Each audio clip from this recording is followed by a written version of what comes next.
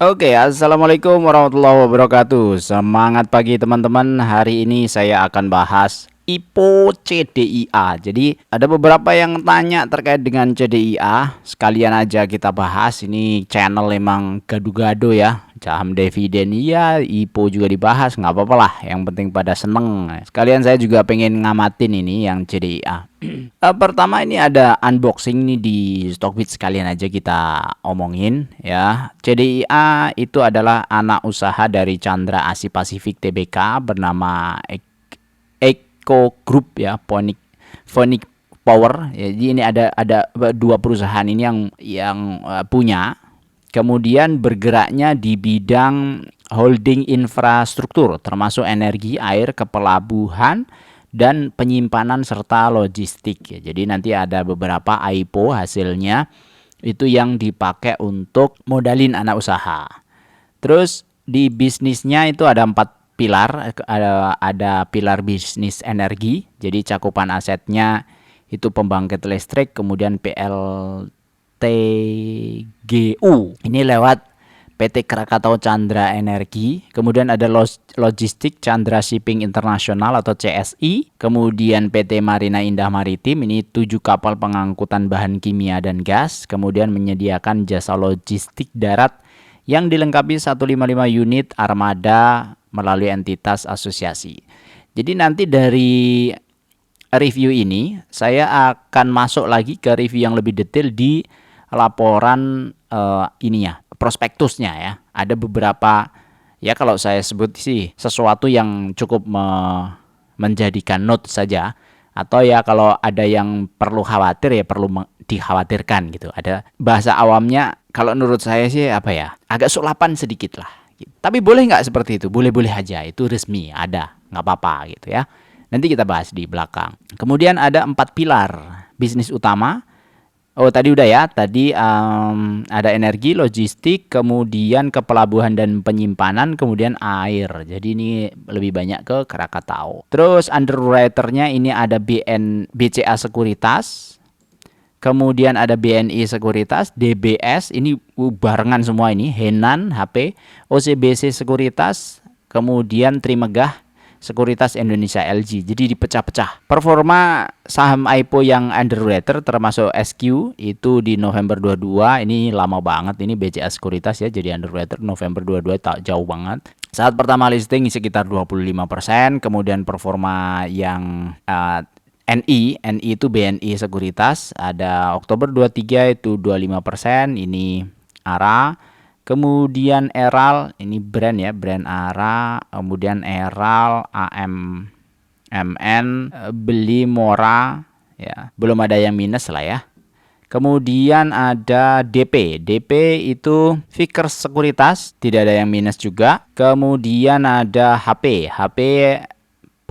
Henan Putih Rai, ini ada Fore, Ratu, Das, Cuan. Wah ini keren ini. Hampir semuanya ARA ya untuk HP. Kemudian ada OCBC ya, TP, ini tidak ada yang minus, tapi yang ARA cuma satu nih brand. Kemudian ada LG. LG ini gede-gede semua. LG itu ada Main, CBDK, ADI, Golf, Nice ya, Nice. Tinggi-tinggi sih. Oke, itu performa underwriternya. Jadi underwriter yang pegang CDIA rasanya cukup meyakinkan. Kinerja keuangan, nah 2023 sampai 2024 ini kalau ngomong pendapatan naik 24%.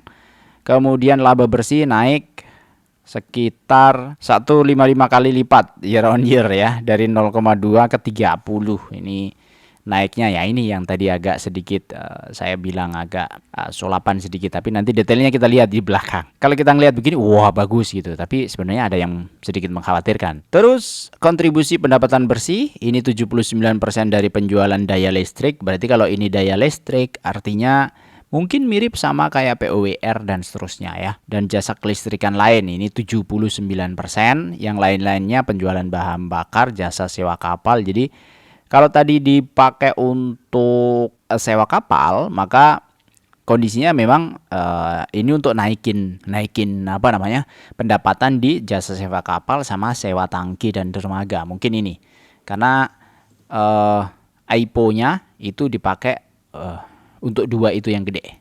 Fun fact-nya, CDIA memiliki 4,99 saham Ratu dan dia beli itu di sekitar 1150. Totalnya itu sekitar 9,64 juta dolar ya. Terus ada valuasi CDIA, ini kalau ngomong valuasi market cap-nya sekitar 21 sampai 23 triliun. Price earning rasionya ini tinggi, kemudian PBV juga ya so-so ya. Terus rencana IPO ini di penawaran awal 19 sampai 24 Juni, berarti masih bisa sampai besok.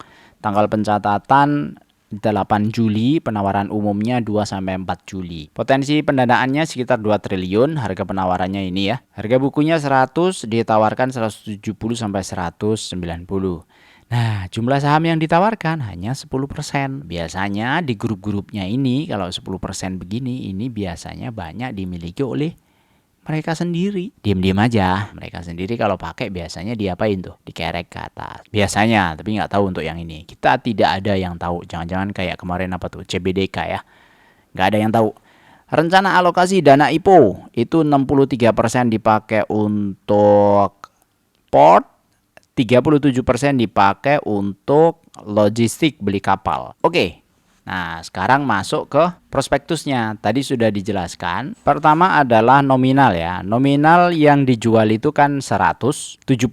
Dari nominal aslinya sekitar 100. Jadi yang butuh dananya 2T tadi udah dijelaskan. Kemudian 67 tadi udah dipakai ya. Benar ya, 67 itu dipakai untuk pelabuhan. Kemudian sekitar 800-an miliar itu akan dipakai untuk kapal. Terus dari sisi pendapatan sih oke-oke saja. Ini pendapatannya naik ya dari 75 ke 102. Nah, kalau pendapatan naik harusnya labanya naik kan? Ya, ini laba kotor sebenarnya naik. Tapi naiknya itu nggak signifikan karena di sini laba tahun berjalan harusnya sekitar 1,8 juta dolar. Kemudian tiba-tiba di 2024 labanya naik jadi 32,6 juta dolar. Apa ini yang membuat naik? Ya boleh-boleh saja sebenarnya. Di sini dicatatkan ada pendapatan keuangan yang biasanya 1 juta dolar kemudian tiba-tiba jadi 20 juta dolar dan pendapatan dari aset keuangan itu 11 juta dolar.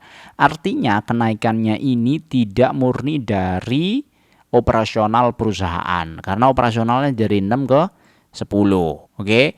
Nah, dari ini yang cukup sedikit mengkhawatirkan. Kenapa? Bisa jadi di 2025-nya 31 Desember nanti dua pendapatan ini tidak terjadi, padahal dua pendapatan ini itu 31 juta dolar sendiri. Jangan-jangan kembali ke 1 juta dolar atau sekitar 2 juta dolar saja. Kalau 2 juta dolar saja gimana Bang? Ya berarti nanti value-nya akan berbeda, value perusahaannya gitu. Ya price earning ratio-nya kan bisa jadi beda kan. Seolah-olah kalau sekarang PR-nya tadi berapa tadi? 40-an ya kalau nggak salah ya. Dan bisa jadi lebih mahal dari itu. Oke, lanjut ke dana tadi udah. Oh ini. Nah, dia juga pakai dana utang. Tadi itu saya nyari. Oh ini nih aset ya. Dari sisi aset lancar kas 500 juta dolar ke 179. Ini berubah teman-teman dari Desember 23 ke 24-nya. Itu dipindahkan ke aset investasi pada aset keuangan lainnya. Nah, 436 juta dolar ini apa isinya? Kalau dilihat itu diinvestasi pada equity link bond dan obligasi. Apa itu ELB ya? Itu adalah investasi obligasi yang terhubung dengan saham. Jadi dia itu dapat yield-nya bisa jadi karena harga sahamnya. Kalau harga sahamnya naik, dia dapat yield-nya bisa atas kenaikan harga saham. Misal harga saham naik 10%, dia dapat 80% dari kenaikan ya, berarti 8%. Kayak gitu-gitulah. Jadi bukan kayak obligasi biasa ya. Obligasi biasa kan fix, misalnya setahun dapat 6% atau dapat 7%. Nah, kalau ini adalah berdasarkan kenaikan atau penurunan harga sahamnya. Kemudian ini dia juga nambah hutang.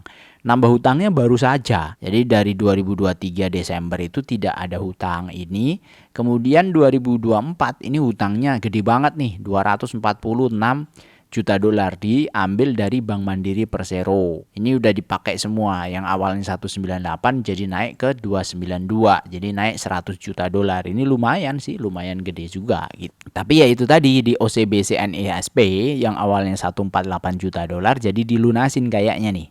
Dipindah ke Bank Mandiri. Selisihnya sekitar 100 juta dolar. Ya boleh-boleh aja lah. Terserah owner kan untuk itu. Nah ini utang bank sudah saya highlight juga di situ. Kemudian tadi sudah saya sampaikan pendapatan keuangan sudah yang sedikit mengkhawatirkan memang karena bukan berasal dari pendapatan operasional ya. Kalau dilihat dari analisis lain menurut saya tidak ada yang aneh sih. Udah cukup seperti itu dan ya sah-sah aja ya, owner mau jualan seperti apa itu sah-sah aja. Yang penting kita yang beli itu kita bisa menilai gitu. Artinya kalau lihat kesimpulannya seperti ini gimana Bang? Menurut saya untuk jangka panjang kita tidak bisa pakai. Beda kayak kemarin ADI. ADI itu kalau ngelihat kondisi seperti itu jangka panjang langsung bisa kita ketahui dari PUPS-nya. Tapi kalau ini belum bisa teman-teman. Menurut saya. Menurut orang lain bisa jadi bisa tah. Tapi menurut saya belum bisa. Belum bisanya apa? Ini loh. Yang tadi loh, pendapatan keuangan ini loh. Kalau dari 32 itu 31-nya berdasarkan dua variabel ini, kalau variabel ini nanti hilang di tahun depan, kan kita nggak tahu kan pendapatan keuangan itu apa kan? Kalau hilang tahun depan, kemudian jebret jadi misalnya 1,8 juta dolar, wah itu bisa sedikit menangis tuh. Dengan kondisi itu. Jadi ya jangka pendek aja kalau ngelihat seperti ini. Ini syariah nggak Bang? Gitu ya. Mungkin syariah. Karena kalau syariah itu kan biasanya kan 45% ya. Di bawah 45% tuh hutang banknya. Jadi hutang bank ini 289 tambah 2,9 juta dolar ini. Itu kira-kira taruhlah 300 lah. 300 itu bagi terhadap jumlah aset. Jumlah asetnya kan 1 miliar dolar nih, berarti sekitar 30%. Jadi masih di bawah 45%. Harusnya ini masuk ke syariah. Oke, saya kira sih cukup ini dari semua total ini. Prospektusnya ada berapa lembar nih ya? Ada 105 halaman. Jadi teman-teman cukup melihat 10 menit saja atau di bawah 15 menit saja dari resume yang sudah saya sampaikan. Kurang lebihnya saya mohon maaf ya, kalau nanti ada kesalahan silahkan dikoreksi di komen. Semoga bermanfaat, sampai jumpa lagi di video berikutnya. Wassalamualaikum warahmatullahi wabarakatuh.